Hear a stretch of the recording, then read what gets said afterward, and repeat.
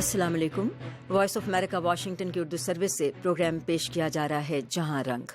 बहजत हाजिर है आपके मेज़बान। हस्ब मामूल हम प्रोग्राम को लेकर आपकी खिदमत में हाजिर हैं। मीडियम वेव 972 किलो हर्ट्ज़ के अलावा आप हमारा ये प्रोग्राम ऑनलाइन भी सुन सकते हैं और देख सकते हैं।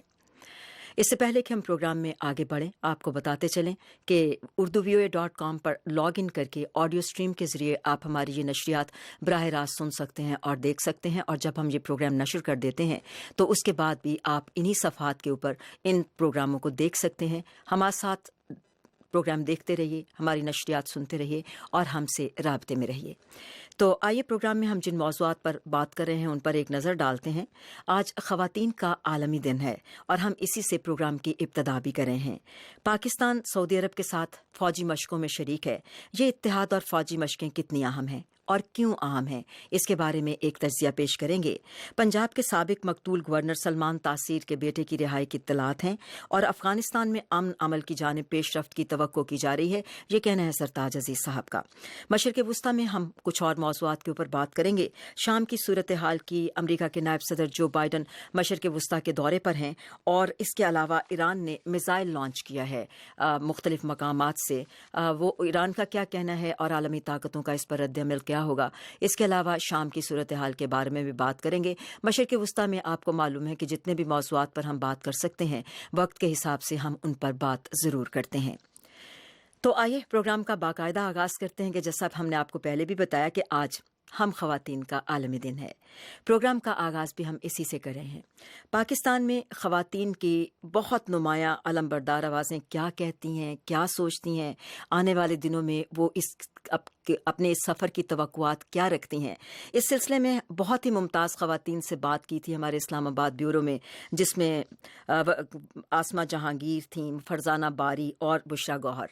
ये बता हम आपको इसलिए रहे हैं कि ये सारी वीडियोस हमारे पास मौजूद हैं जिस पे इन ख़वातीन ने बात की है, अपनी राय का इजहार किया है। लेकिन आज हम आपको बताते चलें कि हमारे यहाँ पर कुछ तकनीकी मसाइल ऐसे हैं जिनकी वजह से हम मुमकिन है कि कोई भी वीडियो आप तक ना पहुँचा सकें। उसके लिए हम आपसे माजरत करते हैं, लेकिन बहर तौर हमारे साथ बहुत मुमताज़ नाम मौजूद हैं अपने अपने इन सारे शोबों से।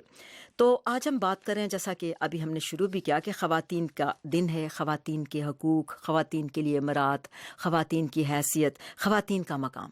ये इतने सारे लफ्ज़ हम बोलते हैं, इनके को बहुत सारे मानी भी देते हैं। आज भी ख़वातीन का आलमी दिन मनाया जा रहा है और आज भी मुझे मालूम है इस बात के लिए, और मेरे साथ बहुत सारी और ख़वातीन भी ये जानती हैं कि दुनिया भर में मुतअद्दिद जगहों पर मुतअद्दिद ऐसी औरतें मौजूद हैं जिनको ये तक मालूम ही नहीं, ये पता भी नहीं, शऊर ही नहीं, आगाही नहीं कि दुनिया भर में उनके नाम पर एक बड़ा अहम दिन मनाया जा रहा है और उनके हकूक़ के बारे में बात की जा रही है, उनके हकूक़ के लिए आवाज़ें उठाई जा रही हैं, क्योंकि उनको अपने इन हकूक़ के बारे में भी शायद कोई बहुत ज़्यादा इल्म नहीं है। तो आइए चंद मिनटों में, लेकिन मेरा ये मतलब बिल्कुल नहीं है कि हम आज कुछ मायूसी की बात करें। आज तो हम बात करेंगे ख़ास तौर पर अगले चंद मिनटों में कि ख़वातीन जो रोज़मर्रा की ज़िंदगी में बहुत सारे मसाइल का सामना करती हैं, आखिर उनके इस सफ़र की जहद क्या है और वो किस तरह से बेहतर महसूस कर सकती हैं।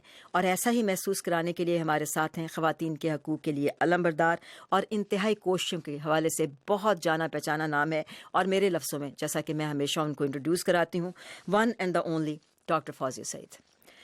डॉक्टर फौजिया सईद के साथ आज हमारे प्रोग्राम में शामिल हैं Zoya Tariq. South Asia free media association से ताल्लुक़ है और ख़वातीन की कोशिशों में बहुत पेश हैं। दोनों ख़वातीन का, मुमताज़ ख़वातीन का बहुत बहुत प्रोग्राम में हम खैर मकदम करते हैं। अस्सलाम वालेकुम जी।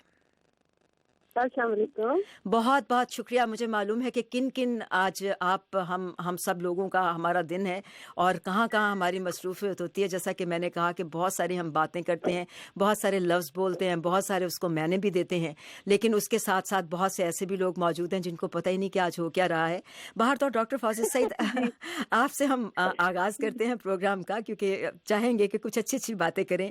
अपनी हैसियत मनवाने के लिए कोशां आज की ये औरत अपने इस सफ़र में किस हद तक नुमाया कामयाबी हासिल कर चुकी है, जिनका जिक्र आज इस दिन होना चाहिए? मैं समझती हूँ कामयाबियाँ हुई हैं, सफ़र है, मगर कामयाबियों का जिक्र करना बहुत ज़रूरी है। ایک تو یہ کہ ہمارے حقوق ہیں، ہمیں پوری طرح حقوق نہیں دیے جا رہے. اس بات کا ہی منوانا ایک بہت بڑی کامیابی ہے کہ ہم 8 مارچ کو اور اس طرح کے دیگر دن جو ہیں ان کو ہم بات کرتے رہتے ہیں، دوسرے ایشوز پہ بھی بولتے رہتے ہیں. کچھ لیجسلیٹو ہماری کامیابیاں ہیں. ہم نے جب ایوب خان نے ایک فیملی لاز آرڈیننس کیا تھا پاس، اس کے بعد بہت لمبے گیپ کے بعد 7-8 لاز جو ہیں وہ ہم نے پاس کروائے. اچھا.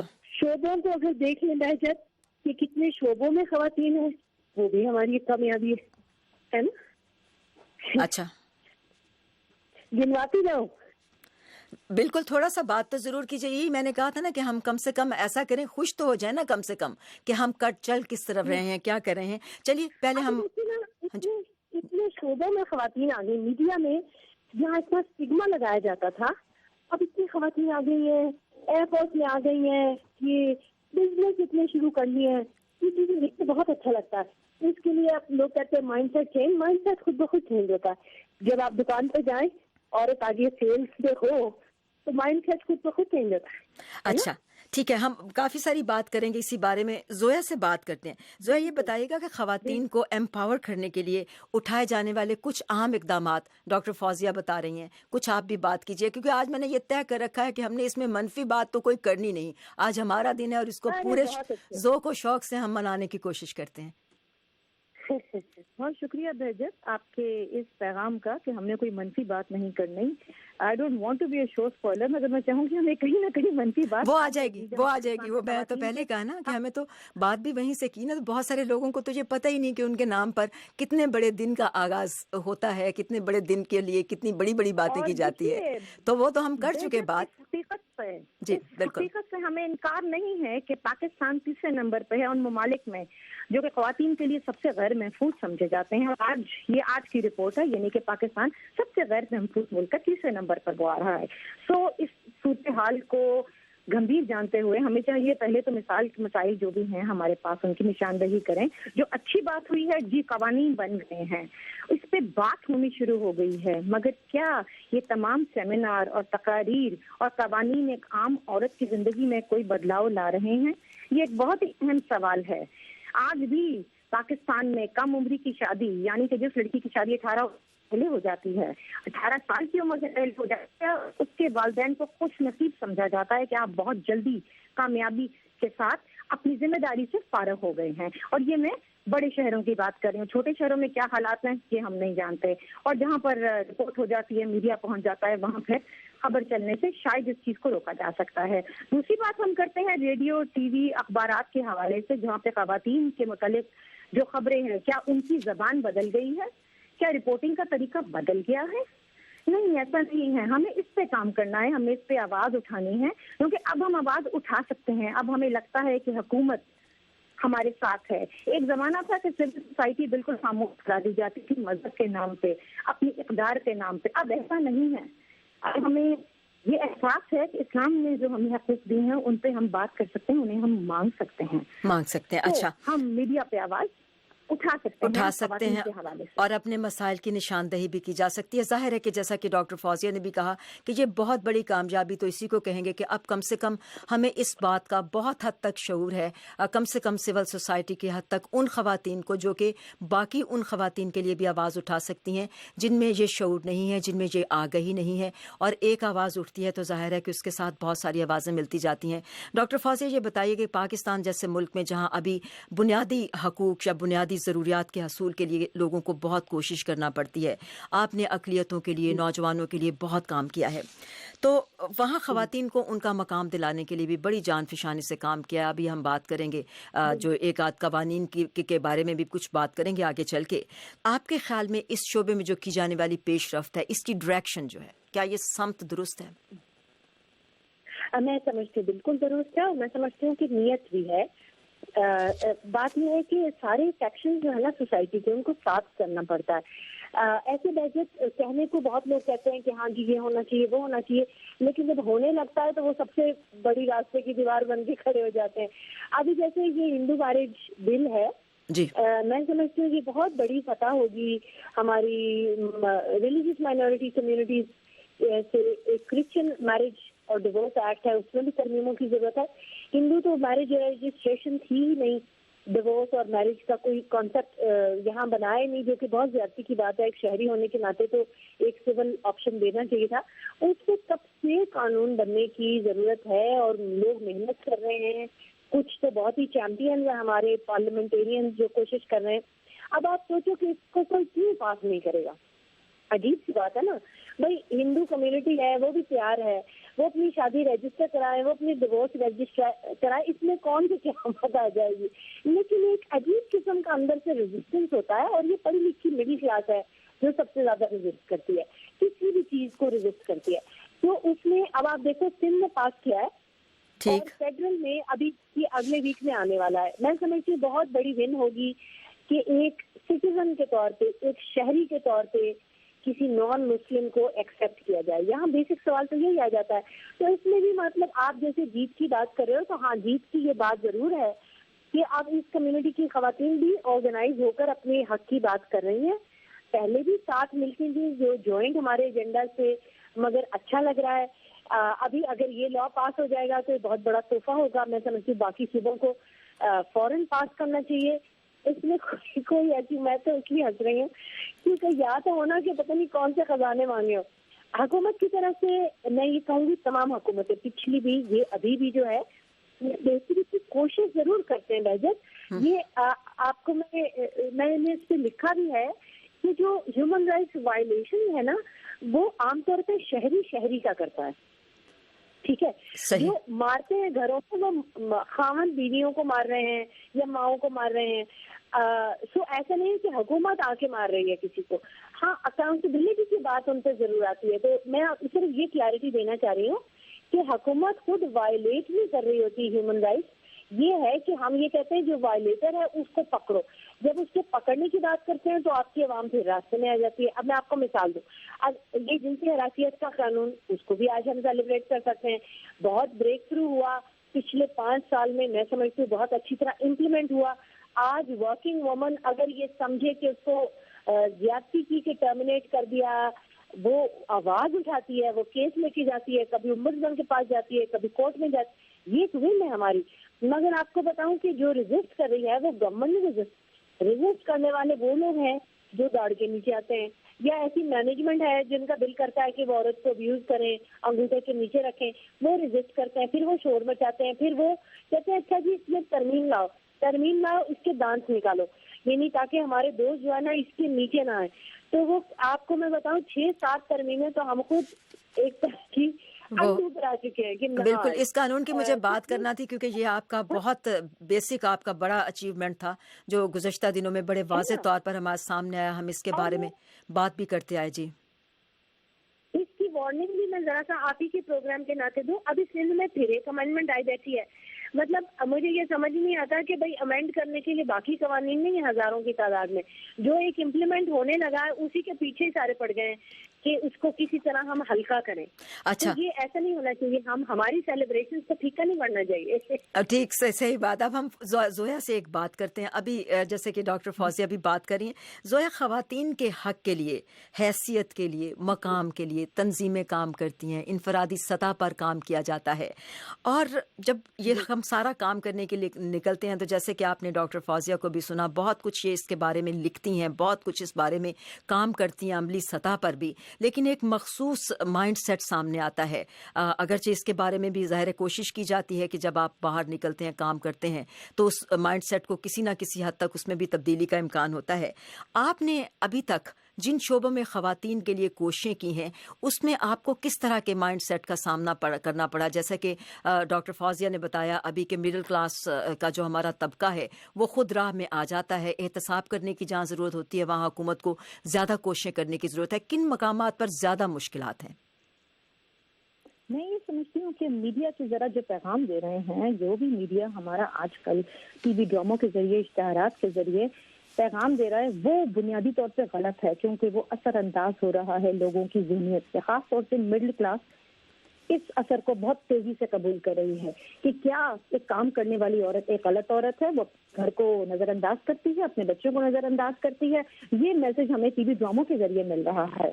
اور اس کو بدلنے کی بے تحاشا ضرورت ہے. روزگار کے مواقع فراہم کرنا بالکل ضروری ہے، مگر پہلے آپ جو انیبلنگ انوائرمنٹ ہے وہ تو پیدا کیجیے. ایک عورت جب گھر سے باہر نکلتی ہے، میں نے تو یہ دیکھا ہے، وہ گھر سے بے شک کسی کے گھر میں صفائی کرنے جا رہی ہے، یا وہ کوئی مینیجر ہے، یا وہ کوئی CEO ہے، سڑکوں پہ اس کو ہراساں کیا جاتا ہے، چاہے وہ گاڑی میں جا رہی ہے، وہ رکشے پہ جا رہی ہے، وہ پیدل جا رہی ہے سڑکوں کے اوپر، اور اس پہ کوئی ہمارا رد عمل نہیں آتا. اگر ہم سڑکوں پہ دیکھتے ہیں کوئی عورت کو چھیڑ رہا ہے تو ہم دوسری طرف منہ کر کے نکل جاتے ہیں. کیا اس عورت کو معلوم ہے اپنے حقوق کا؟ کیا اس کو معلوم ہے کہ میرے پاس کوئی ہیلپ لائن ہے، یا میں اس جگہ جا سکتی ہوں، میں ان لوگوں سے بات کر سکتی ہوں کہ یہ شخص مجھے روز تو زویا، چھیڑتا ہے. آپ لوگ جو کام کرتے ہیں، جو میں نے کہا، سوری بات آپ کی کٹتی ہے کہ انفرادی سطح پر جب ہم بات کرتے ہیں، کام کرتے ہیں، ظاہر ہے کہ ایک آواز کے ساتھ دوسری آواز ملتی ہے، ساتھ کھڑے ہوتے چلے جاتے ہیں. جب آپ لوگ یہ سارا کام کرتے ہیں تو آپ اس سے کیوں نہیں شروع کرتے کہ ایک عام عورت جو کہ جیسا کہ ڈاکٹر فوزیہ سعید کے کام کو ہم نے دیکھا ہے کہ یہ گراس روٹ لیول پہ جا کے ان عورتوں کے بیچ میں جا کر کام کرتے ہیں یہ لوگ، جبکہ انفرادی سطح پر یا اپنی تنظیموں کی طرف سے کام کرتے ہیں، تو ان کو آگاہی دینے کے لیے اب تک کتنا کام کیا گیا ہے؟ کیا سمجھتی ہیں آپ؟ میں یہ سمجھتی ہوں کہ ہم نے سارے ساؤتھ ایشیا کا نہ صرف کے بغور مشاہدہ کیا ہے، بلکہ ہمارا تقریباً ہر مہینے بھارت اور ساؤتھ ایشیا کے ممالک میں جانا بھی ہوتا ہے اپنی NGO کی وجہ سے. میں یہ سمجھتی ہوں کہ پاکستان میں اس پہ بہت کام ہونے والا ہے، کیونکہ جب تک ہم گراس روٹ لیول کو چھوڑ کے اور اپر کلاس کو چھوڑ کے مڈل کلاس کی طرف نہیں آئیں گے، تب تک کوئی بدلاؤ معاشرے میں مجھے ہوتا نظر نہیں آ رہا. ہماری لوور مڈل کلاس اور اپر مڈل کلاس، وہاں پہ عورتوں کے حقوق سب سے زیادہ متاثر ہیں. اوکے، اور وہ صورتحال وہاں پہ خراب ہوتی جا رہی ہے، کبھی مذہب کے نام سے، کبھی ہماری معاشی اقدار کے نام سے. اچھا، اس پہ ہمیں کام کرنا ہے، مڈل کلاس پہ کام کرنا ہے، مڈل کلاس پہ زیادہ کام کرنے کی ضرورت ہے. ڈاکٹر فوزیہ اور زویا، اس سے پہلے کہ ہم آگے بڑھیں، جیسا کہ ہم نے بتایا کہ کچھ ہمارے تکنیکی ہمارے کچھ مسائل ہیں، اس کی وجہ سے ہم کچھ چیزیں آپ کو نہیں دکھا پا رہے. تو افغانستان کے شمالی شہر قندوز سے تعلق رکھنے والی زرغونہ حسن کا ہم ضرور ذکر کرنا چاہیں گے، جو ایک باہمت خاتون ہے. آپ کو یاد ہوگا کہ گزشتہ سال جب قندوز پر طالبان نے حملہ کر کے کچھ دنوں کے لیے شہر پر قبضہ کر لیا تھا، تو اس سے واپس لینے کے لیے قبضہ فوجی کارروائیوں کا یہ شہر مرکز بنا رہا. ان دنوں میں یہاں پہ زرغونہ حسن جو ہے وہ خواتین کے لیے ایک ریڈیو اسٹیشن چلاتی ہیں، جس میں خواتین کی آگہی کے لیے، ان کی صحت کے بارے میں، مختلف ان کے مسائل کے بارے میں بات کی جاتی ہے. اب یہ آج کی خبر یہ ایک بڑی ہے کہ یہ ریڈیو اسٹیشن دوبارہ کھل گیا ہے. اور حالانکہ زرغونہ کہتی ہیں کہ طالبان کے حملے کے بعد شہر میں خواتین کے لیے بڑے مسائل پیدا ہو گئے تھے، اس لیے کہ طالبان خاص طور پر ان لوگوں کو تلاش کرنے کی کوشش کرتے تھے جو کہ روزگار سے کسی نہ کسی سے وابستہ تھیں. ہمارے پاس اس کے بارے میں بھی ایک رپورٹ تھی، لیکن ہمیں افسوس ہے کہ ہم یہ رپورٹ آپ کو اس وقت آج سنوا نہیں سکتے، اور بڑے ہی خاص دن پہ یہ ہمارا تکنیکی ایک پرابلم ہوا ہے. ڈاکٹر فوزیہ، آپ کا تعلق حکومت سے بھی ہے، کیونکہ ایک بڑے قومی ادارے national institute for folk heritage کی آپ ایگزیکٹو ڈائریکٹر بھی ہیں. آپ کے خیال میں خواتین کے لیے حکومتی سطح پر جو کیے جانے والے اقدام ہیں کتنے مضبوط اور مثبت ہیں؟ اس کے بعد ہم زویا سے یہ بھی بات کریں گے کہ ابھی خواتین کا جو پروٹیکشن بل بنا ہے اس کے بارے میں جو اتنے تحفظات ہیں وہ کیوں ہیں. لیکن پہلے ڈاکٹر فوزیہ کچھ بات آپ کیجیے. جی، میں سمجھتی ہوں انٹینشن ہے بہت زیادہ، اور مختلف پیکیجز اناؤنس ہوتے رہے. اس میں پنجاب گورنمنٹ ذرا اچھی تیز رہی ہے، کافی مثبت پیکیجز انہوں نے اناؤنس کیے ہیں، اور ہر 8 مارچ کے ارد گرد تو ضروری کوئی اچھی خبریں آتی ہیں. سندھ گورنمنٹ جو ہے اس نے بہت بریک تھروز کیے ہیں. اس نے 2-3 لاز تو ایسے پاس کیے ہیں کہ جس کا بہت دیر سے انتظار تھا. پہلے انہوں نے لازمی ایجوکیشن 10ویں تک کا کیا ہے، جو لڑکیوں کے اوپر بھی بہت اثر انداز ہوگا. پھر کم عمری کی شادی کے اوپر 18 سال انہوں نے، پورے پاکستان میں بھی یہی صوبہ جس نے 18 سال عمر کا تعین کیا ہے، جو کہ بہت بہادر لا تھا. پھر ڈومیسٹک وائلنس کا پراپر لا انہوں نے بنایا جس میں کرمنلائز بھی کیا ہے، جس میں بہت صاف ستھرا ہے قانون. وہ بلوچستان میں ایک ڈومیسٹک وائلنس سے لے کر آئے لا، لیکن وہ کچا اٹیمپٹ ہے. یہ جو پنجاب میں آیا، اس سے آگے آپ ان سے بھی بات کریں گی، لیکن یہ اس میں بھی ابھی کرمنلائز نہیں کیا گیا ڈومیسٹک وائلنس کو، لیکن بہت بہادر اٹیمپٹ ہے. اور میں سمجھتی ہوں کہ جتنا شرمناک میڈیا کا اور middle class educated progressive sounding media کا جو بیہیویئر تھا، وہ میں آپ کو بتا نہیں سکتی کہ کتنا شرمناک تھا. خاص طور پہ ہمارے شو ہوسٹ جو ہر ایک کا گریبان پکڑتے ہیں اور وہ ہر ایک سے پوچھتے ہیں کہ تم نے کیا کیا. میں سمجھتی ہوں جتنا نقصان انہوں نے ان 2 دنوں میں کیا جب یہ لا پاس ہوا ہے, اور جتنے پروسیس کو وہ پیچھے لے کر گئے یا لے جانے کی کوشش کی, وہ بہت شرمناک ہے. تو جہاں میں کہہ رہی ہوں کہ ہاں حکومت کی طرف سے انٹینشن ہے اور آپ کو وقفے سے کانکریٹ چیزیں بھی مل رہی ہیں, اور میں یہ بھی کہوں کہ پارلیمنٹیرین وومن پارلیمنٹیرین خاص طور پہ کی جو حکومت میں ہے, سینٹ میں بھی نیشنل اسمبلی میں بھی, مجھے بہت پازیٹیو وائب ملتی ہے. جینوئن خواتین ہیں, جینوئن طریقے سے وہ چینج لانا چاہتی ہیں. اب یہ جو ابھی پاس ہوا یہ وائلنس اگینسٹ وومن کا ایکٹ, اس پہ 2 سال سے کوشش ہو رہی ہے, اور تمام پارٹی کی خواتین جو ہیں پنجاب اسمبلی کی وہ بہت محنت کر رہی ہیں, پلس پولیس کے کچھ لوگ جو بیوروکریسی کے لوگ اس پہ بہت ہوم ورک ہوا ہے. تو یہ اچھا لگتا ہے, یہ اچھا لگتا ہے. اچھا زویا, آپ ابھی ہم بات کر رہے تھے خواتین کے تحفظ کے بل کی. اس دن آپ سے بات بھی میری ہو رہی تھی اس سلسلے میں جب ہم بات کر رہے تھے, تو آپ اس بارے میں بھی کچھ بات کرنا چاہتی تھیں. آج دن بھی ہے, موقع بھی ہے, ضرور بات کیجیے تاکہ اس کے بعد ہم آپ دونوں سے ایک ایک پیغام لے کر تو آج کی اس سیگمنٹ کو اپنی کو ختم کریں, کیونکہ اس پہ پروگرام تو ہمارے آج سارا دن چلیں گے. جی زویا. جی بہت شکریہ بھیجے. سب سے پہلے ضروری ہے کہ اس قانون کے متعلق یہ واضح پیغام دیا جائے کہ یہ مردوں کے خلاف نہیں ہے, تاکہ ریزسٹنس آنی بند ہو جائے گی وہاں سے, جو کہ مردوں کے اندر ایک عدم تحفظ کا شکار ہو رہے ہیں مرد, کہ یہ تو ہمارے خلاف کوئی سازش ہو گئی ہے. پہلی بات یہ کہ یہ پیغام دیا جائے کہ یہ عورتوں کی بہتری کے لیے بھی ہے, مگر یہ مردوں کے خلاف نہیں ہے. میرے اپنے تحفظات ہیں اس بل کے حوالے سے, جن کا میں مختصراً ذکر کرنا چاہوں گی. میں یہ سمجھتی ہوں کہ اگر ہم ڈومیسٹک وائلنس کے بل کو دیکھتے ہیں تو اس میں نظر آتا ہے کہ عورت پہ اس کا شوہر یا بھائی ہاتھ اٹھاتا ہے تو وہ فوری طور پہ اتھارٹیز کو بلا سکتی ہے. میرا سوال یہ ہے کہ بے شک یو ایس اور کینیڈا میں ایسا ہوتا ہوگا, اور شاید یہ وہاں امپلیمنٹ ہو چکا ہے اور بہت اچھی طرح سے چل رہا ہے. یہ ایک مسلمان ملک ہے, کوئی پاکستانی شوہر ایسا نہیں ہوگا جو کہ اپنی بیوی کو اس رپورٹ کے بعد بھی رکھنا چاہے گا. اس کی کوشش ہوگی کہ وہ گھر سے نکلنے سے پہلے اس کو 3 لفظ کہہ دے گا, جبکہ اتھارٹیز اس کو 1 دن یا 2 دن کے لیے لے جا رہی ہیں. ایسے تحفظات کا اظہار تو ظاہر ہے کہ بہت سارے علماء اور دانشوروں کی طرف سے ایسی تحفظات کا اظہار کیا جا رہا ہے. اس کے بارے میں ہم ڈاکٹر فوزیہ سے کوئک کامنٹ لیتے ہیں. مجھے معاف کیجیے گا زویا, ہمارے پاس اب وقت ذرا کم ہے اس سیگمنٹ کے لیے.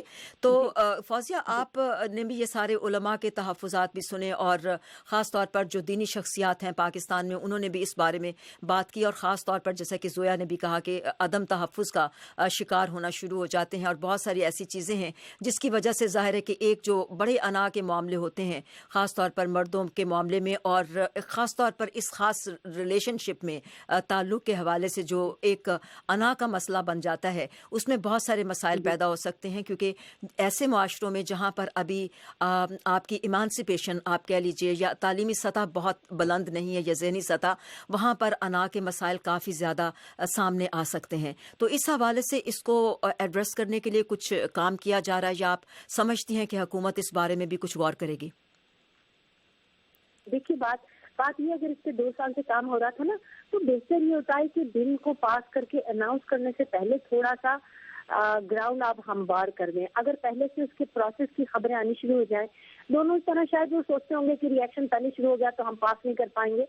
مجھے نہیں معلوم کہ کیا ذہن میں ہوگا, لیکن آپ کو میں کہوں کہ جو علماء ہیں نا, خاص طور پہ پولیٹیکل پارٹیز کے, اب ہمارے یہاں 2 طرح کے ہیں. ایک ہے ٹی وی کے علماء جن کو ٹی وی پہ آنا ہوتا ہے, اور وہ ان کی ایک طرح سے کیا کہنے, اب میں کوئی ذرا مناسب لفظ بولنا چاہ رہی ہوں کہ وہ ان کا پوتے ان کا ایریا پہ بنتا ہے کہ بھئی وہ اس چیز کی مخالفت کریں. خاص طور پر پولیٹیکل علماء, چلے میں کہہ دیتی ہوں, وہ انہوں نے تو ہمیشہ ہی عورت کی مخالفت کی. جب بھی عورت کی کوئی ہمدردی کیا, حقوق کیا, انہوں نے عورت کے خلاف بولنا اپنا فرض سمجھا ہوا ہے. اس کی میں بات اس لیے نہیں کرتی کیونکہ بہت دفعہ بولتے ہیں جو چیز پاس ہونی ہوتی ہے وہ ہو جاتی ہے, جو امپلیمنٹ ہونا ہوتا ہے وہ ہو جاتا ہے. پرابلم تب ہوتا ہے کہ جب ہمارا پڑھا لکھا ماچو طبقہ, جو میں کہوں کہ بھیڑ کی کھال میں بھیڑیا, جو ویسے باتیں بہت پروگریسو کرتا ہے لیکن اندر سے جی, ڈاکٹر فوزیہ سعید کی کتاب بھی میرے سامنے ساری کتاب آ گئی آپ کی. رائٹ, ہاں بالکل, بھیڑیے کی کھال میں. جی صحیح, جنسی حراست کی کہانی. ظاہر سب کا ساتھ ملتا ہے نا پھر وہ گڑبڑ کرتا ہے. اس بل کے پاس ہوتے ہی وہ جو طبقہ ہے, خاص طور پہ جو میڈیا پہ ہوسٹ بھی کرتا ہے اپنے پروگرام یا اپنے کامنٹس دیتا ہے, جب ان کے دل کو ہاتھ پڑا نا, ارے ہم اپنی بیوی کو اتنا غصہ کرتے ہیں, سب کچھ کرتے ہیں, کیا وہ بولے گی کل کو ہمارے سامنے؟ وہ جب ساتھ ملے ہیں نا علماء کے, تب یہ گڑبڑ ہوئی. تو اب تو ان تحفظات کو دیکھنا پڑے گا. ان تحفظات کو ظاہر ہے کہ ان کے اوپر لے کے, جبکہ بہت سارے مخالفت بھی سامنے ہے, تو ان تحفظات کو بھی دیکھنا پڑے گا. چلیے اب بالکل آخری ایک منٹ ہے فوزیہ, پہلے آپ بات کر لیں, پھر زویا سے بات کر کے ہم ختم کریں کہ یہ سفر عورت کا جو ہے آگے کی طرف بڑھنے کا, چاہے کتنا ہی مختصر کیوں نہ ہو, آپ کچھ امید کی کرن تو ہے نا؟ ایک میسج دیجیے فوزیہ بس, اور اس کے ساتھ ہم ختم کرتے ہیں زویا کے ساتھ بات کر کے. جی میں بالکل میں پر امید ہوں, اور میں سمجھتی ہوں کہ یہ سفر میں ہم بڑے کریج کے ساتھ ہیں, ہم بڑی یونٹی کے ساتھ ہیں. اس میں کوئی وجہ ہی نہیں ہے کہ ہم فیل ہوں گے یا بہت ٹائم لگے گا. مجھے نئی نسل جو ہے اس پہ بہت امید ہے, اور لوک وسطیٰ میں جب تک میں ہوں, میں اتنا انڈیجنس کلچر سے طاقت نکالوں گی عورتوں کے لیے. ہماری اپنی ٹریڈیشن میں سے اتنے حل نکلیں گے اور اتنی طاقت نکلے گی. میوزک ہے, ہماری کریٹیوٹی ہے, ہمارے آپشن ہیں, ہمارے رشتے ہیں, ان سب کو ہم نے سیلیبریٹ کرتے ہوئے آگے بڑھنا ہے. بہت شکریہ ڈاکٹر فوزیہ سعید. زویا آپ بھی اپنا کنکلوڈنگ ریمارک دیں اور پھر ہم آگے بڑھتے ہیں دوسری سیگمنٹ کی طرف. ہمیں بریگیڈیئر عمران ملک جوائن کر چکے ہیں. بہت شکریہ بیگم. میں یہ کہنا چاہوں گی کہ نئی صبح ہمارا انتظار کر رہی ہے, اور اس طرف جاتے ہوئے ہمیں مردوں کو ساتھ لے کے چلنا, انہیں دیوار کے ساتھ نہیں لگانا. عورت کو معاشی طور پہ خود مختار کرنے سے بہت سے مسائل, جن کا میں نے ابھی آج کے شو میں ذکر کیا, وہ خود بخود ختم ہو جائیں گے. نصاب میں ہمیں کچھ بنیادی تبدیلیاں چاہیے, اور ہر اسکول کے اندر اسکل ڈیولپمنٹ کو مست کیا جائے ایک عورت کے لیے. تو میں سمجھتی ہوں کہ معاشی خود مختاری کی وجہ سے عورت بہت مضبوط ہو جائے گی. بہت بہت شکریہ. بڑے ہی دو ممتاز نام, خواتین کے لیے کام کرنے والے, خواتین کے حقوق کے لیے بات کرنے والی آوازیں, ڈاکٹر فوزیہ سعید اور زویا طارق ہمارے ساتھ تھے. اور اب ہم ایک چھوٹا سا وقفہ لیتے ہیں اور اس کے بعد ہم آگے بڑھتے ہیں ان دونوں خواتین کا بے حد شکریہ ادا کرتے ہوئے. اور آپ پروگرام جہاں رنگ دیکھ رہے ہیں. ابھی تھوڑی دیر کے بعد آپ سے پھر بات ہوتی ہے. اس وقفے میں ہمارے ساتھ رہیے گا.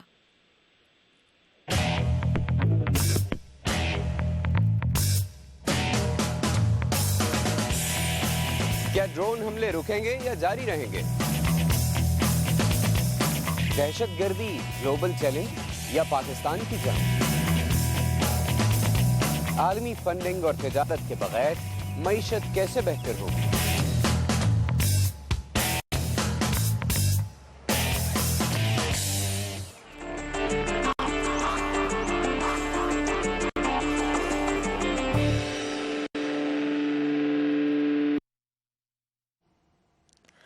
وائس آف امریکہ واشنگٹن کی اردو سروس سے آپ پروگرام سن رہے ہیں جہاں رنگ. اور اب ہم پروگرام میں اگلے اپنے سیگمنٹس کی بات کرتے ہیں, جو موضوعات ہم نے آپ کو بتائے تھے. اس وقت ہم پاکستان سے ہمیں جوائن کر چکے ہیں بریگیڈیئر ریٹائرڈ عمران ملک. جیسا کہ آپ جانتے ہیں ہمارے پروگراموں کا بہت ممتاز نام ہے, دفاعی تجزیہ کار ہیں, اور آپ کے دفاعی تجزیے چھپتے ہیں مختلف اخباروں میں, رسالوں میں. تو ان سے ہم بات کرتے ہیں. السلام علیکم بغیر صاحب. جی بغیر صاحب بہت بہت شکریہ حسب معمول ہمیں پروگرام میں وقت دینے کے لیے. تو آج ہم وہاں سے بات کرتے ہیں کہ سعودی عرب نے گزشتہ برس دہشت گردی کے خلاف 34 سے زائد ملکوں کے اتحاد کا ایک قیام کا اعلان کیا تھا. یہ اسلامی ملک تھے سارے.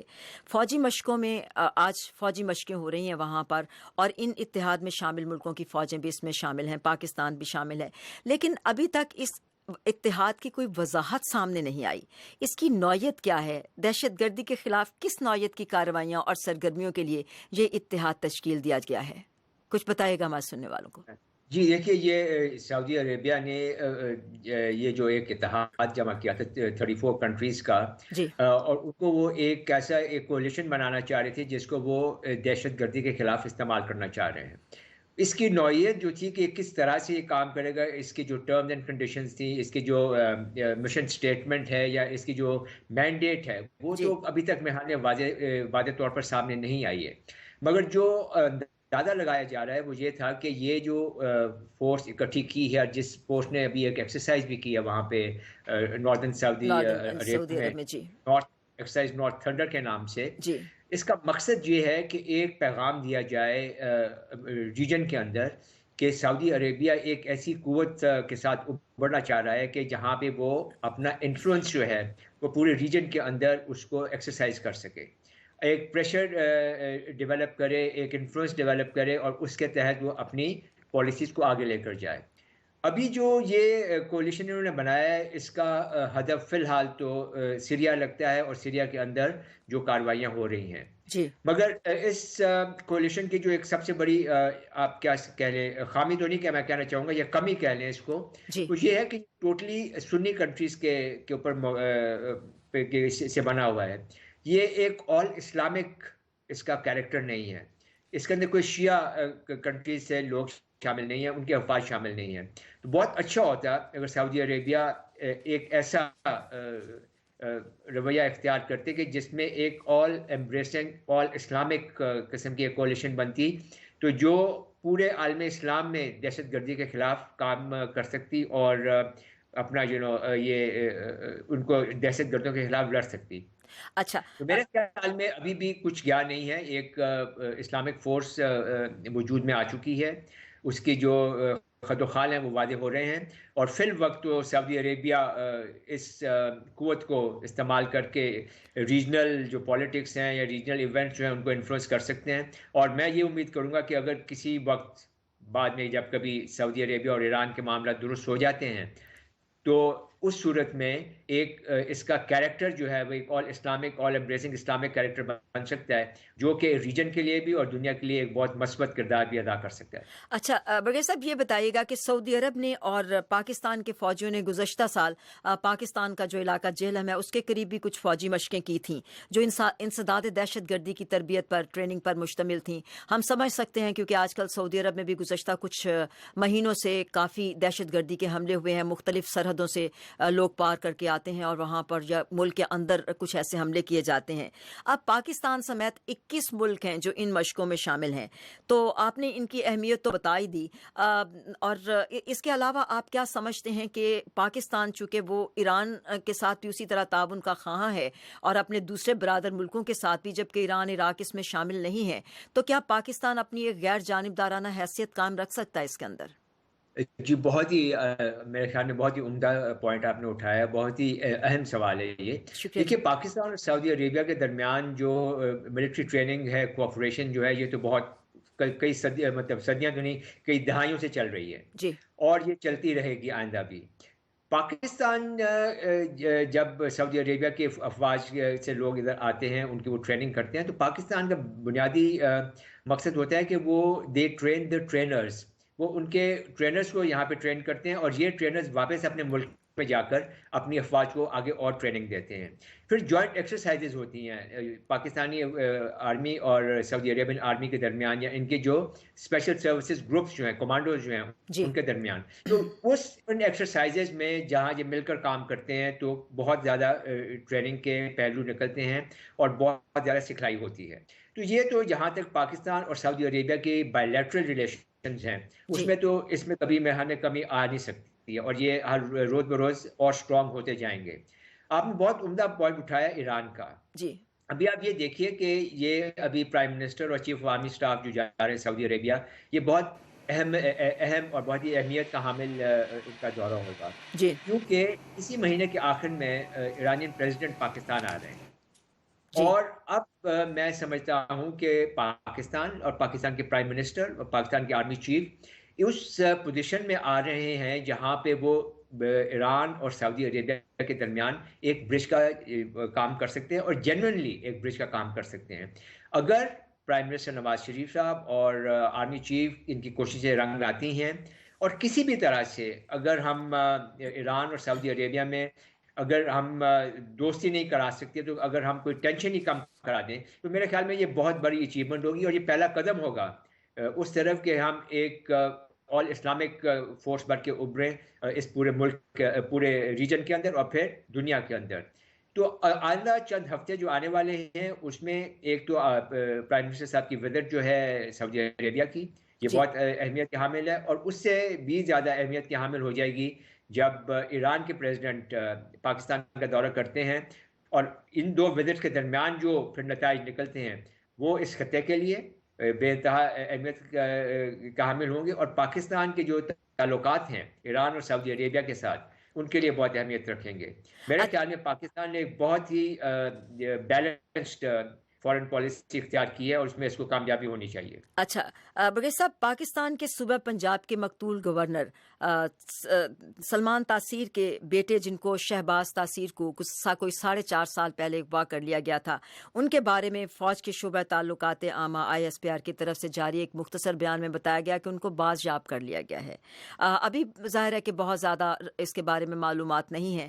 اس کے ساتھ ساتھ ایک اور سوال سامنے آتا ہے کہ پاکستان کے سابق وزیر اعظم یوسف رضا گیلانی کے بیٹے علی حیدر گیلانی کو بھی 2013 میں ہی اغوا کیا گیا تھا، لیکن انہیں ابھی تک بازیاب نہیں کرایا جا سکا. لیکن یہ جو پیش رفت ہوئی ہے، کیا آپ سمجھتے ہیں کہ اب کچھ صورتحال ایسی ہو رہی ہے کہ ایسے جو لوگ اغوا کر لیے گئے تھے، اہم لوگ یا ممتاز لوگوں کی طرف کے، ان کو واپس کروانے کی یا ان کی بازیابی کی کوئی صورت سامنے آئے گی؟ میرے خیال میں تو یہ ایک بہت بڑی ڈیولپمنٹ ہے اور بہت خوش آئند ڈیولپمنٹ ہے. شہباز تاثیر کو کوئٹہ کے پاس ایک جگہ ہے کچلاک، بلوچستان، جی وہاں سے بازیاب کرایا گیا ہے، اور یہ ایک انٹیلیجنس بیس آپریشن ہے جس کے تحت وہ وہاں سے بازیاب ہوئے ہیں. جی، اور یہ امید کی جا سکتی ہے کہ یوسف رضا گیلانی صاحب کے جو صاحب ہیں، جی حیدر گیلانی صاحب جو ہیں، ان کو بھی انشاءاللہ اسی طرح سے بازیاب کرا لیا جائے گا. میرے خیال میں جو سلمان تاثیر صاحب کے قاتل کے ساتھ جو انصاف ہوا ہے، اس کا کافی زیادہ امپیکٹ ہوگا ان تمام چیزوں پہ. اور اچھا، لیکن اس کے ساتھ ساتھ ایک اور سوال میں یہاں کرتی چلوں. دہشت گردی کی ہم بات کر رہے ہیں، دہشت گردی کے حوالے سے بات کر رہے ہیں، تو آپ یہ فرمائیے گا کہ گزشتہ دنوں کل کی بات ہے کہ 4 صدہ میں شب قدر کے مقام پر عدالت میں ایک حملہ ہوا جس کو ناکام بنا دیا گیا، لیکن پھر بھی 16 لوگ وہاں مارے گئے. لیکن اس کے جواب میں آج کیا ہوا ہے کہ شمالی وزیرستان میں کارروائی کی گئی ہے اور وہاں پر درجنوں عسکریت پسندوں کو ہلاک کر دیا گیا ہے. تو کیا آپ سمجھتے ہیں کہ یہ جو کارروائیاں ہیں، ساتھ میں دفاعی کارروائیاں ساتھ چلتی رہیں گی، لیکن اس طرف سے وہ ان کو بھی جہاں موقع ملے گا وہ اس کا جواب میں حملہ ضرور کریں گے، تو یہ ساری صورتحال جو ہے اس کو کس طرح سے آپ دیکھیں گے اور ریپ اپ کریں گے؟ اس کا تجزیہ کس طرح سے کریں گے آپ؟ میرے خیال میں جی یہ آپریشن ضرب عضب جو ہے یہ تو بہت ہی کامیابی کے ساتھ ابھی رواں دواں ہے. آپ یہ چیز نوٹ کریں کہ اب کیمپین سیزن شروع ہونے والا ہے. مارچ آ گیا ہے، پہاڑوں سے برفیں پگھل رہی ہیں، ہٹ رہی ہیں، اور جو کیمپیننگ سیزن ہے اس کا ابھی آپ سمجھے آغاز ہو رہا ہے. شوال کے علاقے میں پاکستان آرمی نے اپنا جو آخری سٹیج یا جو فائنل فیز کہتے ہیں اپنے آپریشنز کا، وہ شروع کر دیا ہے.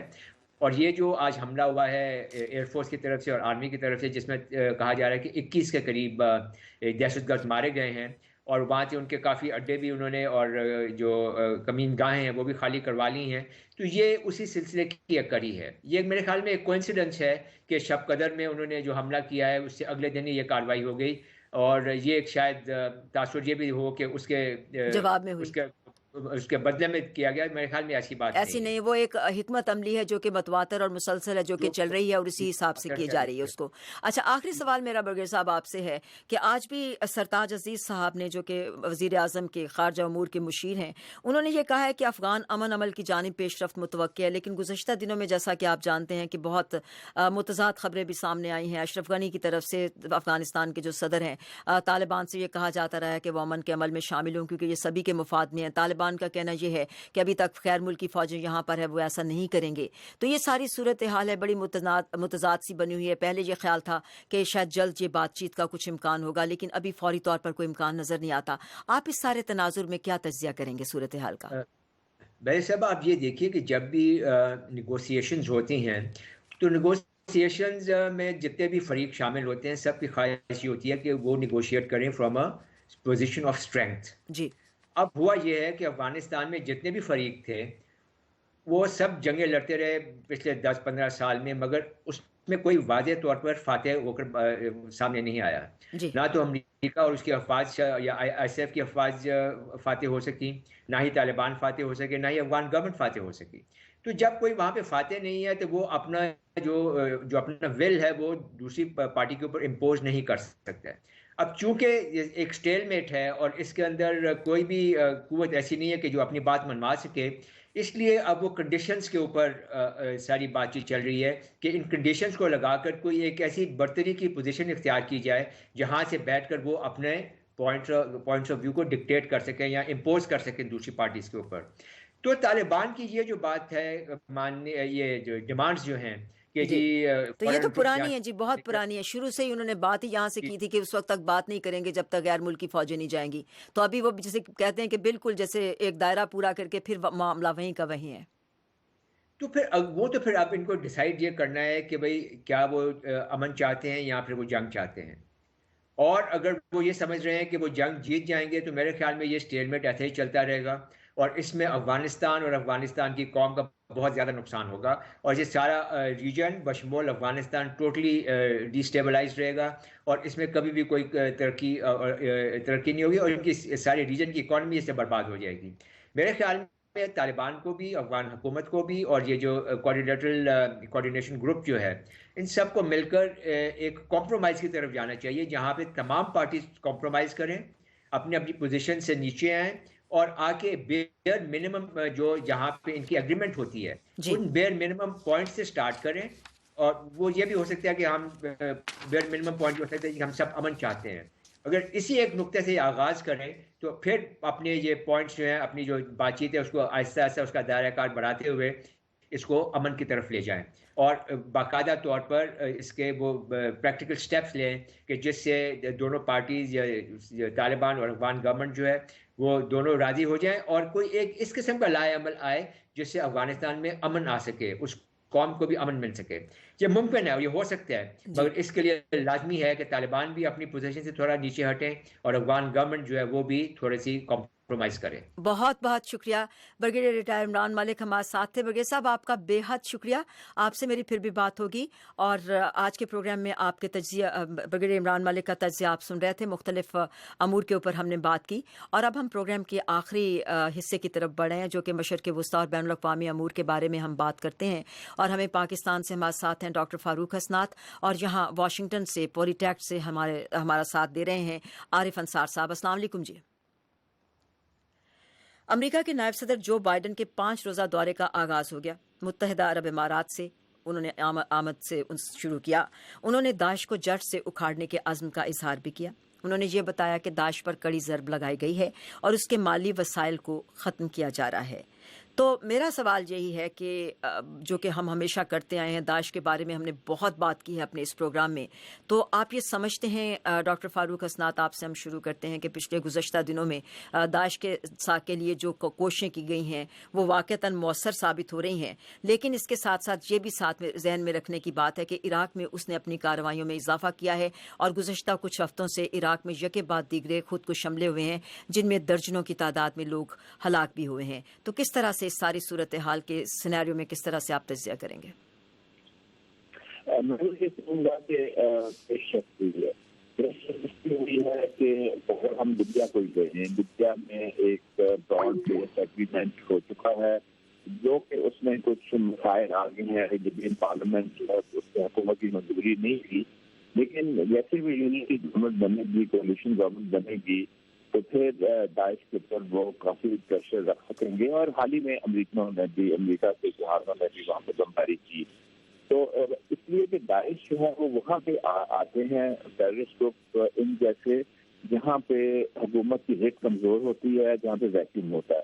جیسے جیسے حکومتیں مضبوط ہوتی جائیں گی ایسے ہی داعش جو ہے وہ کونے میں چلا جائے گا. اگر ہم سیریا کی سچویشن لے لیں, ابھی تو بہت کچھ وہاں پہ کرنا باقی ہے, ابھی تو بہت سے وہاں پہ مسائل ہیں, لیکن جو یہ ہیومینیٹیرین سیز فائر ہوئی تھی 2 ہفتے کے لیے, یہ میں تو اس کو ایک پیش رفت سمجھوں گا, چاہے وہ اتنی ہی چھوٹی پیش رفت کیوں نہ ہو.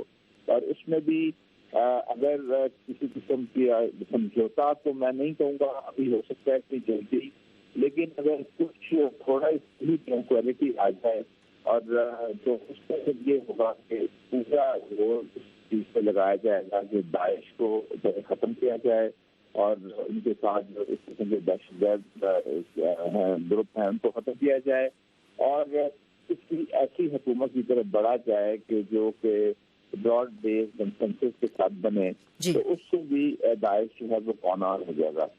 حال ہی میں جو انہوں نے داعش نے اپنا دائرہ پھیلایا, پوری بات کی عراق کے اوپر جنہوں نے حملہ کیا لیبیا سے, اور لیکن وہاں پہ یہ بھی دیکھیے کہ اس کے اوپر رد عمل بھی بہت سخت ہوا، جیسے کہ یورپین ممالک بھی اس میں آ گئے، امریکہ بھی اس میں آ گیا، اور اپنے خطے کے ممالک بھی انہوں نے کیا سخت رد عمل کیا اور اس کو پورے اس عزم کا اظہار کیا کہ ہم داعش کو یہاں سے بڑھنے نہیں دیں گے۔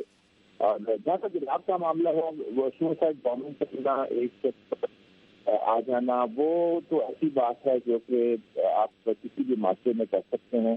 اصل بات یہ ہے کہ ٹیریٹری ان سے لی جائے، جن علاقوں پہ انہوں نے قبضہ کیا ہوا ہے وہ ان سے واپس لیجیے، خاص طور پہ وہ ان سے واپس لیا جائے تاکہ ان کو اسپیس ان کی کم سے کم ہوتی جائے، اور اسی طرح وسائل پہ انحصار بھی کم ہو جائے۔ تو یہ کرتے رہیں گے۔ اچھا، ہم بات کرتے ہیں عارف صاحب سے۔ عارف صاحب یہ فرمائے گا، ابھی ہم بات کر رہے ہیں، ڈاکٹر حسنات نے بھی شام کا حوالہ دیا، شام میں گزشتہ تقریباً اب 2 ہفتوں کی طرف بڑھنے والا معاملہ ہے، 1 ہفتے سے زیادہ ہو گیا ہے، حساس ہے، بہت نازک ہے، لیکن اس کے باوجود فائر بندی جاری ہے اور جس کی وجہ سے لڑائی میں بھی کافی خاطر خواہ کمی دیکھی گئی ہے۔ اب جنیوا میں اس ہفتے کے آخر میں غالباً جمعے کے روز امن مذاکرات کی بات کی جا رہی ہے، اور جو اپوزیشن کی نمائندہ گروپ ہے، وہاں اپوزیشن کے گروپوں کی جو نمائندہ وہاں پہ کوalition ہے یا اتحاد ہے، انہوں نے بھی اس بات کا اندیا دیا ہے کہ وہ جنیوا میں ہونے والے اس بات چیت میں شامل ہوں گے۔ آپ یہ بتائیے گا کہ اس وقت صورتحال کو کس حد تک امید افزا قرار دیا جا سکتا ہے شام میں امن مذاکرات اور تصفیے کے مطابق، کوئی تصفیہ جو سیاسی تصفیہ ہے اس کو کرنے کے بارے میں؟ بینچ سب کو یہ ضرورت تو محسوس ہو رہی ہے، مطلب آپ کہہ سکتے ہیں کہ سب پیس کی کوششوں کے لیے اور اس کے فائدے کو مد نظر رکھتے ہوئے چاہتے ہیں، میرا خیال میں ریئلائزیشن ہے کہ وہ اس طرف بڑھیں۔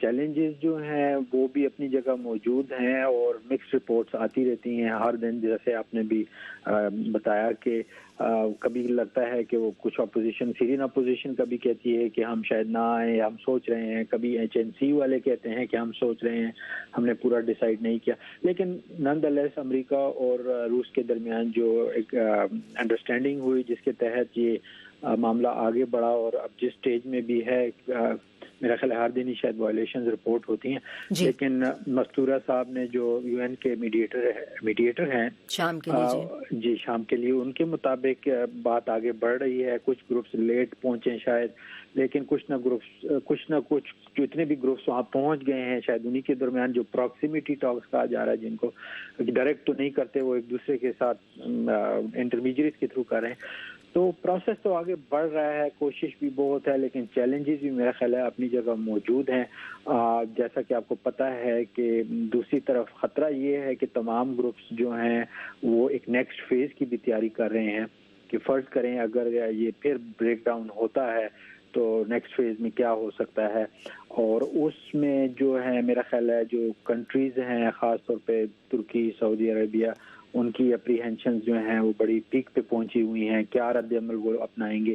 اور میرا خیال ہے کہ وائس پریزیڈنٹ بائیڈن کا بھی جو مڈل ایسٹ کا دورہ ہے وہ اسی تسلسل میں دیکھا جا سکتا ہے کہ وہ اپنے الائز کو وہاں ریجن میں اشور کریں، کیونکہ امریکہ کے اوپر ایک تہمت سی لگ رہی ہے کہ وہ پورا انوالو نہیں ہو رہا یا پوری کلیئر گارنٹیز نہیں دے رہا، حالانکہ روس تو کود چکا ہے میدان میں، تو وہ میرا خیال ہے اشور کر رہے ہیں وہاں پہ کہ نہیں ایسی بات نہیں ہے، اور ایٹ دا سیم ٹائم میرا خیال ہے وہ وہاں پہ سینر وائسز کو دوام دے رہے ہیں کہ ہمیں کوئی جلد بازی یا کوئی غلط اقدام نہیں کرنا چاہیے، اور جو آپ نے بیان کا ذکر بھی کیا کہ ISIS کے خلاف جو انہوں نے دبئی میں تقریر بھی کی ہے وہ ری ایشورنگ ہے ان الائز کے لیے۔ اچھا، اب یہی بات میں چاہوں گی، اب ڈاکٹر فاروق حسنات سے تھوڑی سی اسی بارے میں اور بات کرتے ہیں۔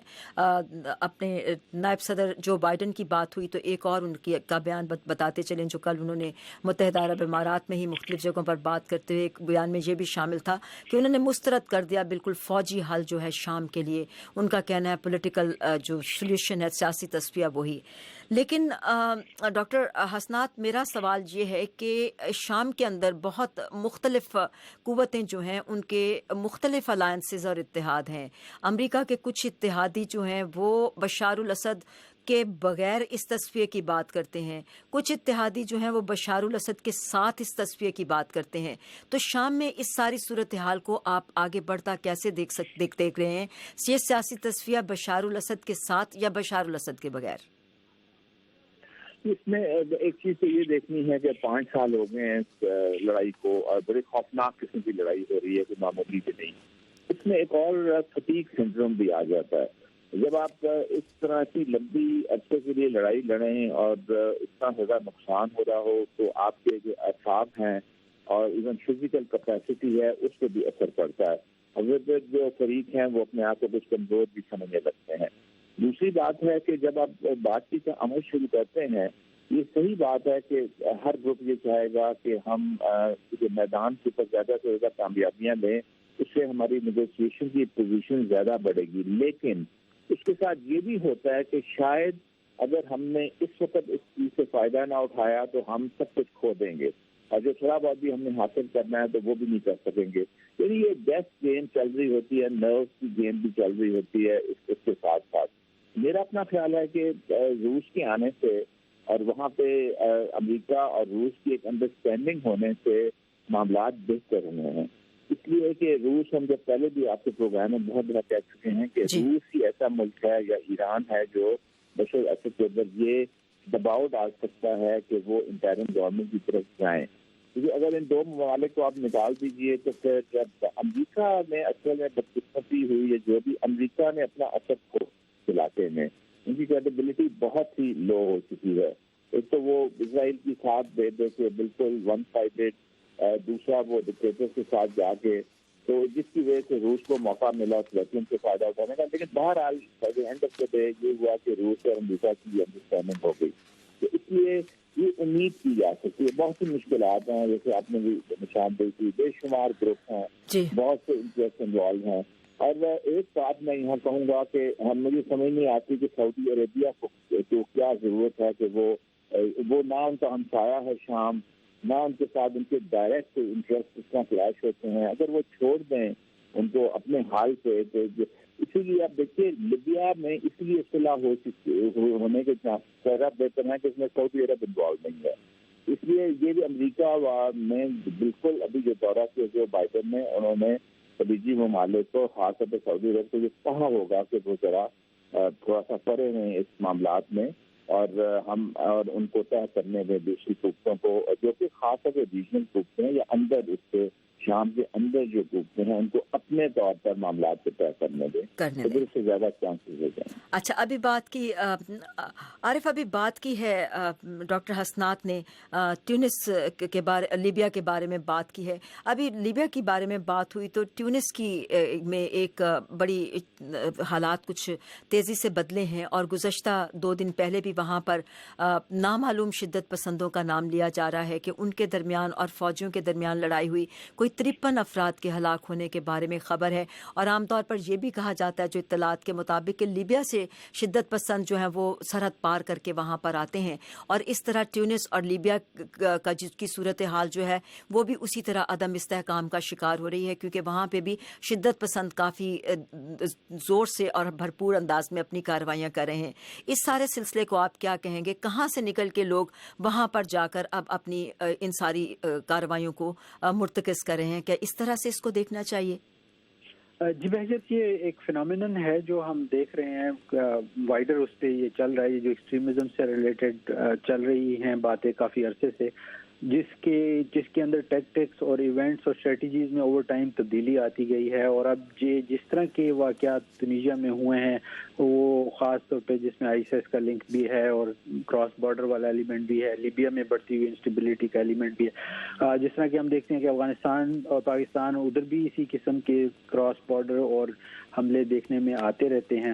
تو یہ ایک نئی قسم کی ٹیکٹکس، ابھرتی ہوئی ٹیکٹکس ہے کہ کچھ لوگ مل کے اور وہ حملہ کرتے ہیں ملٹری انسٹالیشنز پہ. اور لیکن اس میں ہم کہیں گے کہ یہ ایک نیکسٹ فیز ہے. آبویسلی جو ہم دیکھ رہے ہیں کہ ایکسٹریمزم سے ریلیٹڈ جو ٹیکٹکس استعمال ہو رہی ہے کہ جہاں پہ اسٹیٹس پوری کوشش کر رہی ہیں کنٹرول اپنی ٹیریٹریز پہ سنبھالنے کا، لیکن یہ ہے کہ جو ایکسٹریمسٹ ریلیٹڈ گروپس ہیں وہ پھر بھی کہیں نہ کہیں جمع ہو کے جہاں بھی انہیں کوئی سیف ہیون مل جاتا ہے وہ بارڈرز کراس کر کے یا ملک کے اندر سے ہی سمپتھیز لے کے حملے کرتے ہیں اس طرح کے. تو یہ مختلف جگہوں میں دیکھنے میں آتا رہتا ہے. اب دیکھ رہے ہیں کہ افریقہ میں صومالیہ، ایتھوپیا ادھر بھی ہوتا رہتا ہے. تو یہ جو آپ کہیں گے کہ جو پاکٹس آف انسٹیبلٹیز ہیں یا کیوس سا ہے جہاں پہ اسٹیٹس اپنا پورا کنٹرول نہیں سنبھال سک رہے، کیونکہ ظاہری بات ہے یہ فنومینن پھیلا ہے، اکراس بارڈرز گیا ہے، اور اب اس کی ایک اور نئی فیز نکل کے آ رہی ہے جس کو ہم میرے خیال میں مڈل ایسٹ میں خاص طور پہ دیکھ رہے ہیں، جس طرح کی سیریا کی سچویشن ابھر رہی ہے. تو میرا خیال ہے ہم اس کو اس تسلسل میں دیکھیں تو شاید زیادہ سمجھ آتی ہے، بجائے اس کے کہ انڈیویجولی تو ایک ہے ٹھیک ہے وہ خاص علاقے میں ہوا، تونیزیا میں کیوں ہوا اور اس کے عوامل کیا تھے، لیکن میرا خیال ہے کہ براڈر پیٹرن میں یہی ہے کہ گروئنگ انسٹیبلٹی، کراس بارڈر والا ایلیمنٹ ہے، ایک جگہ سے تخریب کار نکل کے دوسری جگہ جا کے چھپتے ہیں، جہاں پہ ان پہ پریشر پڑتا ہے وہاں سے وہ بھاگ جاتے ہیں، اور ظاہری بات ہے کہ یہ ملک اور ٹیریٹریز ایک دوسرے کے ساتھ ملی ہوئی ہیں، تو ایز سچ ایک جگہ سے دوسری جگہ جانا کوئی اتنا مشکل نہیں ہوتا. اچھا، اب بات کرتے ہیں آخر میں ایران کے بارے میں. ایران نے آج یہ تازہ ترین اطلاع آئی ہے کہ اس نے اپنے ملک میں کئی مقامات پر بیلسٹک میزائلز کا تجربہ کیا ہے، لانچ کیے ہیں ان کو، اور اس کے ساتھ ساتھ اور کہا اس کی ریزن جو جسٹیفیکیشن یا جواز ہے وہ یہ ہے کہ یہ دکھانے کا یہ اظہار ہے کہ وہ خطروں سے نمٹنے کی صلاحیت پورے طرح سے رکھتا ہے اور پوری طرح سے تیار بھی ہے اس کے لیے. تو ڈاکٹر حسنات آپ یہ فرمائے گا، گزشتہ دنوں بھی ایسی بات ہوئی، امریکہ کی طرف سے نئی پابندیاں بھی لگائی گئیں، تو اب ایران کی طرف سے یہ جو نئے بیلسٹک میزائل لانچ کرنے کی بات سامنے آئی ہے، اس سے امریکہ اور عالمی سطح پر جو مختلف طاقتیں ہیں ان کا رد عمل کیا ہوگا؟ میرے خیال میں بھی بیلسٹک میزائل تو ہر ملک کو حق ہے کہ وہ کرے، اور نیوکلیئر نہ ہو، نیوکلیئر انہوں نے ایگریمنٹ کر لیا ہے. باقی یہاں پہ ٹیکنالوجی کو حاصل کرنے کا طریقہ ہے یا ٹیکنالوجی حاصل اپنے دفاع کے لیے، وہ تو ہر ملک کو اس کا حق ہے.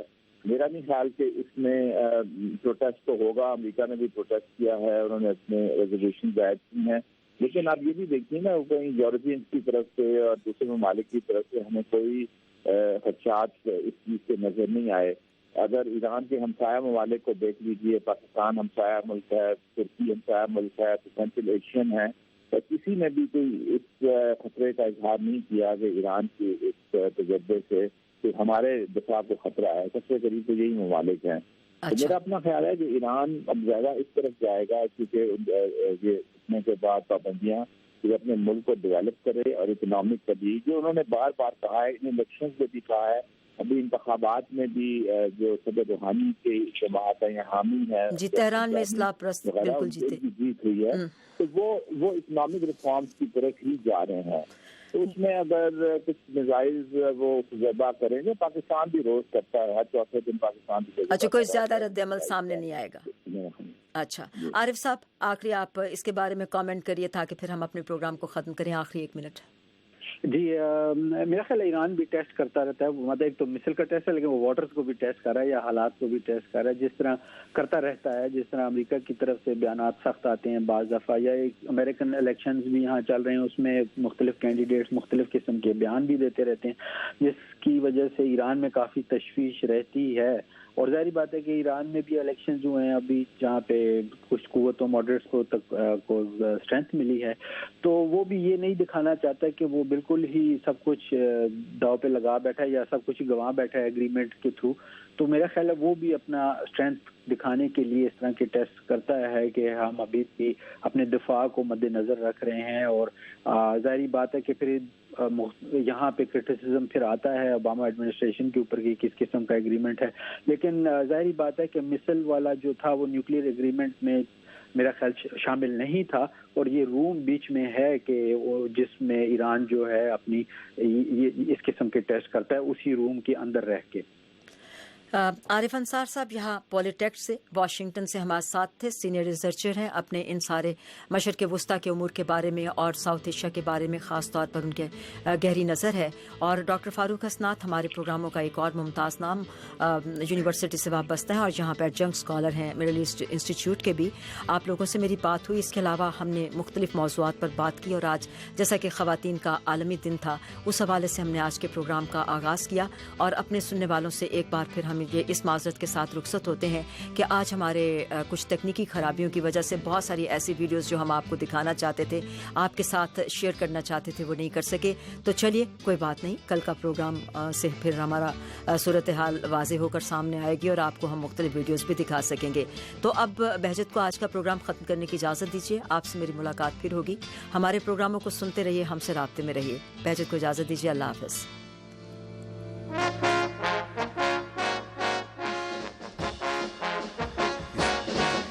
जो नुक्ता-ए नज़र पेश किए गए वो खालिसतन हमारे मेहमान शुराका के थे और वो वॉइस ऑफ अमेरिका के मौक़िफ़ या अमरीकी हुकूमत की पॉलिसी की नुमाइंदगी नहीं करते।